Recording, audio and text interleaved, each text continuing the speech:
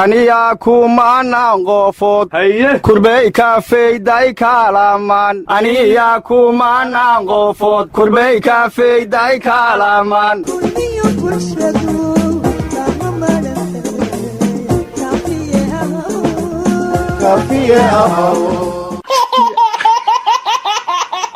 xafaayadda konfi baby iyo caanaha konfi laag sidaanay ilmuhu uga qosliyaan garoowe guurtiidii taagtahay go'aan walmiisla goob dhigteen garoowe guurtiidii taagtahay go'aan walmiisla goob dhigteen haye wulaaw ana gedda gordu waysanaa guumo aan yar iyoonay gariir hora geed isla saarteena warnamada waxaan maqli jiray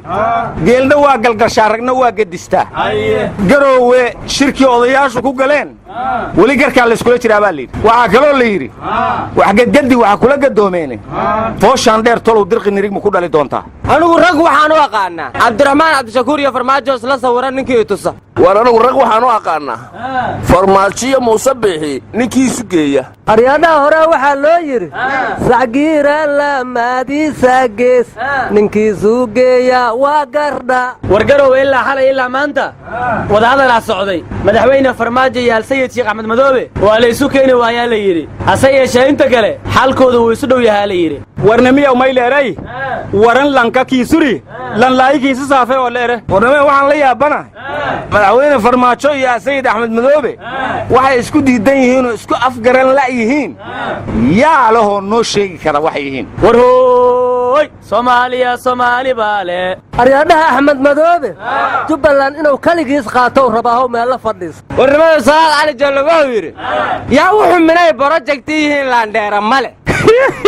nimiyaw may dheega jiray ajuusoobatagayaas ogo iyayta ku bilaawa dheega jiri madiisin latin alsayid ahmed madoowe iyoonay madawiinay kiidan farmaajo heshii waayan isin latin odaygii haafhaay ku warantaanaa mise weliba tiyaa teeganya wallaahi aan la yeelayn oo bilaahi la yeelayn macnagoo war noo soo dhodhoobahaya wallaahi aan laga yeelayn oo bilaahi laga yeelayn weligiisa baa taagnaada meeshiisa warnigu fudeedkaan iska daa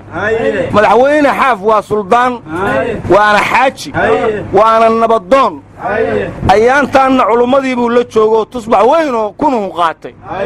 dawladnimo iyo nidaam waa qofka ugu horreeya soomaaliya inuu diida iska baddaayay tugtu tawba ka tawba shantan miya dagaal kama daro waxaan dagaal ahayn daawo lagu waa ruuxan shantaada kaa celin sharci kaama celiyo war hal iska daashay ragga kabateen ma aha war doctor xabeeb wuxuu yidhi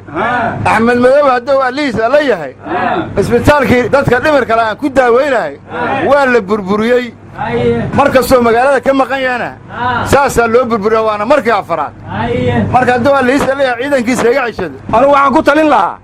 doctor xabeeb eexda ha iska daayo dadka waalanoo meesha laga jabiyo uu dawaynayey iyo kuwa ka jabiyaba waa waalan yihiin ha wada daweeyo muxuu qaar u eedaynaya warniyo doctor xabeeb madaxdiinana is haysataa ha daweeyo ilan waa waalan yini armaqal waxuu ku warrama yaa muuse biixi iyo faysal cali waraabe iyakuna daawo ma rabaan miya warnimayo waxaa la yidhi saddexdii qof oo soomaaliya mid ka mid aha waalan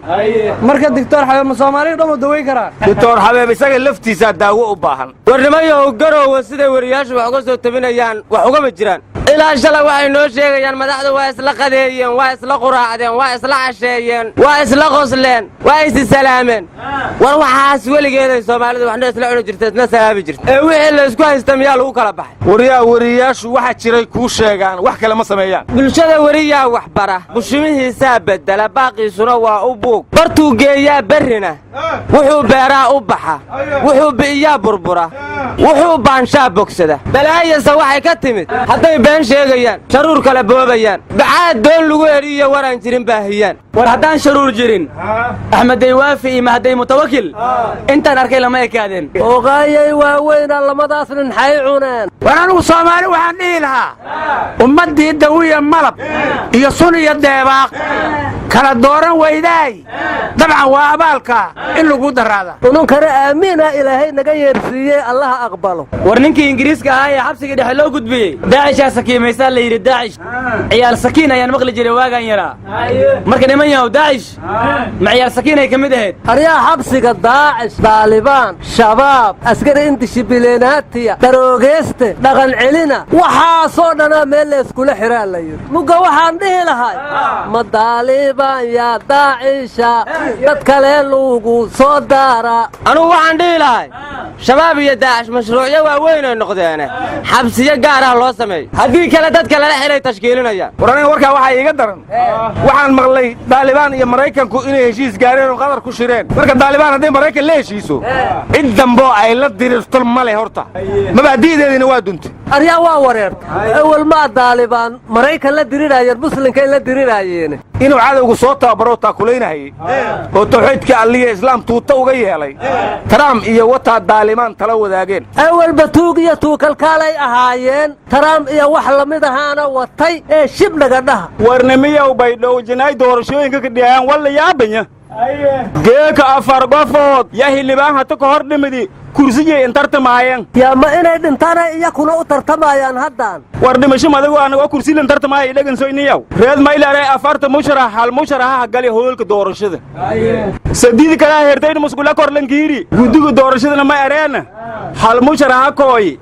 afar musharaxan long oday kiyan oodka ka guulaysadiya ereen reed may dheegi jiray gaal gohowyay kooy gurbiki iridee wa dheegi jari waraa waa gar daran tahay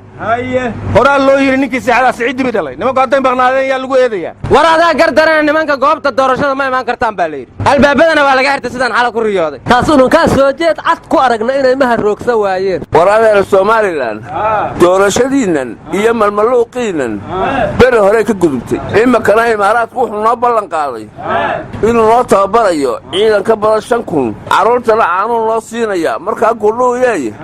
maalin dhow baabanan qabsan doonnaa warwar mahaysaana daacishta soomaaliya joogta waxay dalbadeen dhakhaatiir ajaaniba si tuulo kasta ay uga helaan dhakhtar daaweeye wareedhaa daacish waxaaba iga daran dhallinyaradan bajaajta ku shaqaysata cidda maalin kasta dishaahi waayo aryaa wadkooraa galeexaad sheegi laheed wadyohi galo laakiin walsheenga landiloohay war malaha iyagaaba isu muuseeya kuwa shalay jidka yaalloo lalahaa iyagoo bastoolada la baxayaa la toogtay yaa ku yidhi barxadda ekis baarlamaana bastoolad laysugula soo baxaa maluuqay wax ku gaadaanay waayeen war xarfaanta way ka xumaatay ee ka gudub wargaay wax dili raba xarfaan maaha waxaan maqli jira hadda ka hor xamuud jimcaala taagaanow xabaala kuma quri weyn alla maxay adduunyo soo joogtay war ra'iisul wasaare khayra waxaa la yidhi kenya aaday ma siyaasadaha ku bargo'day waxaana maqlay inuu kala hadlayo ciidamada kenya dhismayaasha soomaalidu ay burburinayaan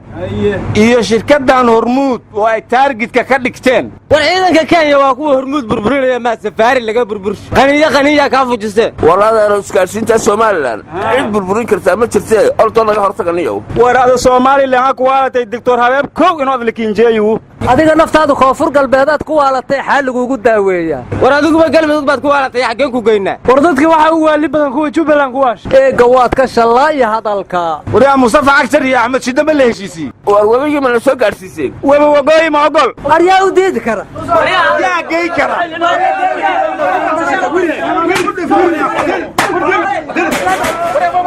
naga taga barwaaqahaydinku dacdeen